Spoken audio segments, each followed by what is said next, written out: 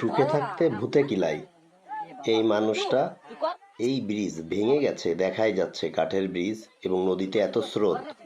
এই অবস্থায় এই মোটরসাইকেল নিয়ে কোনো দরকার আছে পার হওয়ার? এই ব্রিজটাই পার হতে যেয়ে ইনি যে বিপদে পড়বে এটা জানে, উনিও জানে, কিন্তু দেখুন পার হতে যেয়ে কিভাবে ওনার মোটরসাইকেলটা স্লিপ করে, উনিও কিভাবে পড়ে যায়। দেখতে থাকুন ভিডিওতে।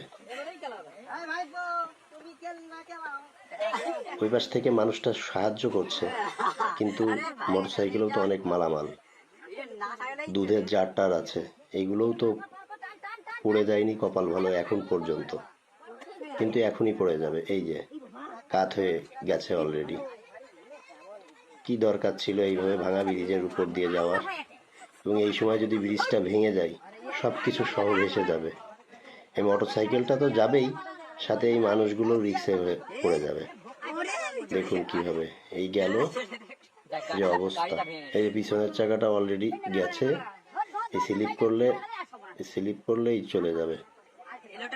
এই যে মানুষটার পাটা স্লিপ করলেই একা ধরে আছে, এই স্লিপ করছে।